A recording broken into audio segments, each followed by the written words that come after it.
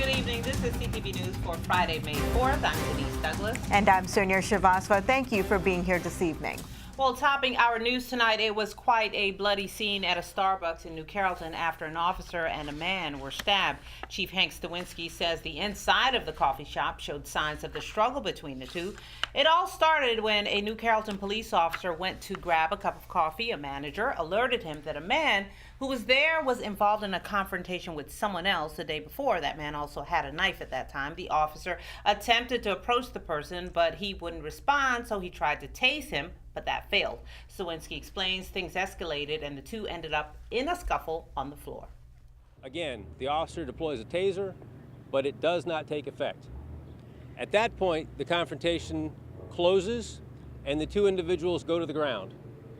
As this is evolving, the New Carrollton police officer has a body camera on his person, but as they go to the ground, that body camera comes loose, and it is our belief at this point that it captures no other portions of this struggle.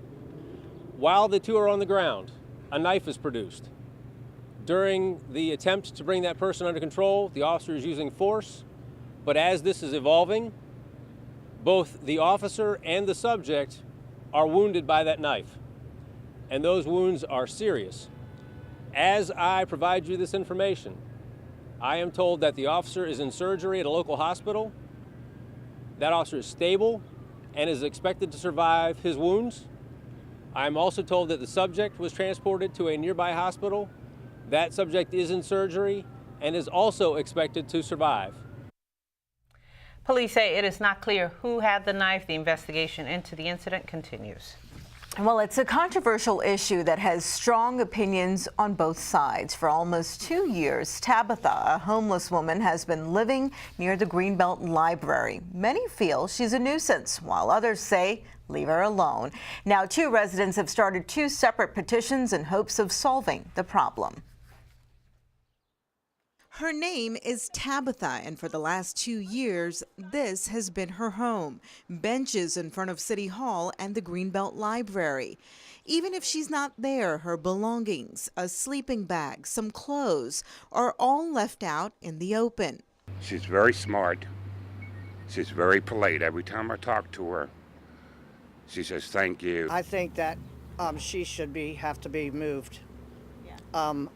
I don't know why she's here. Her presence has created a rift between longtime Greenbelters who have different opinions. One resident, Justin Baker, recently started a petition calling on the city council to enact an anti-loitering and anti-camping code, which, if passed, would allow law enforcement to give citations and criminalize those who violate the rules.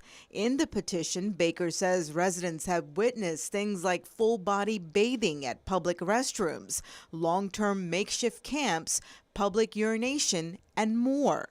On Facebook, there are hundreds of comments on the Greenbelters page regarding the issue. Some residents say they can't sell their homes because buyers simply don't want to see this.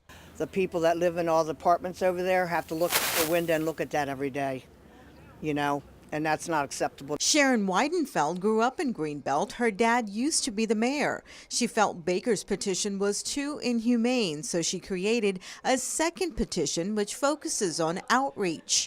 If you have anti-loitering and anti-camping rules, I don't even know if that's legal, but if the city passes something like that, it can either be a criminal act or it can be a civil act. But what will happen is the homeless person would get some type of a citation, and they would either have to pay it or come to court, and a homeless person probably doesn't have money to pay it, and they probably are not going to get a notice in a mailbox somewhere to come to court, and even if they did, they wouldn't have a way to get to court. Many residents tell us that Tabitha is mentally ill and has refused to take any help. We tried speaking to her, but she was not interested. Tabitha, can we talk to you? You're violating my rights. The Greenbelt Nursery School is just a few feet away from where she sits, and so is the library. It's just scared. Sometimes they're scared. They don't want to walk next to her. I hope she gets help and she has a place that's safe and sound, because kids do tend to ask what that is about. She's talking to herself. She's always writing. She doesn't hurt anybody. And I'm proud of Greenbelt for letting her be. They need to go now. I mean, I feel sorry for anybody who's homeless, okay? But you have to draw the line somewhere or another. I don't want the younger generation to grow up thinking that people who are homeless don't belong here, because they're obviously homeless for a reason. Okay, you make it illegal for her to be around, then where is she going to go?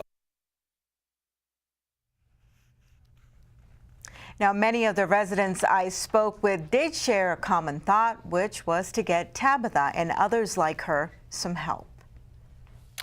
Joe Carter has been sworn in to replace disgraced former Maryland Senator Nathaniel Oakes. The ceremony took place today in Annapolis. Oakes stepped down after pleading guilty to fraud charges. Today, Carter talked about the importance of restoring trust within the community and her plans for the 41st District. First, I did represent the district for 14 years as a delegate, and I believe that I have the trust of people from those years of service, and so I'm just going to expand upon that and make sure that I reassure people that we're good, we're going to be fine. Not only are we going to be fine, we're going to be better. And the reason is there's real leadership here, and I have a true desire to bring our communities together so that we're united, we're not in silos. I want to close some of the gaping disparities from one community to the other in the district. Carter was appointed to the position by the governor, but says she will run for the seat when the term is up later this year. Carter previously served in the House of Delegates from 2003 to 2017. Well, after decades of planning, lawsuits, and budget debates, land is being cleared to build a Purple Line, and no one could be happier than Maryland State Delegate Ann Healy. The light rail line will stretch from New Carrollton to Bethesda and cuts across Riverdale, Hyattsville, and College Park. Healy says the train will be a big plus for people in her district. This is needed to unite Montgomery and Prince George's County, to bring us together, and the University of Maryland is kind of right in the center of everything. People can come from all over to become part of a think tank about being new jobs coming, all around development around mass transit, because there just isn't any place for people to go. They get jammed up in the terrible traffic that we have now. Now we'll have opportunities to get around without getting in our cars, and we'll be able to get from here to there. The University of Maryland has a plan that the students are going to be able to use the Purple Line for free to get from different parts on the campus, because there are like 5 stops right on the campus. All right, well, the Purple Line is scheduled to open in about 2 years, and I know that that's going to be something that a lot of us are looking forward to. Exactly, right? exactly. And you're watching CTV News. I'm Sonia Shrivastava. And I'm Denise Douglas.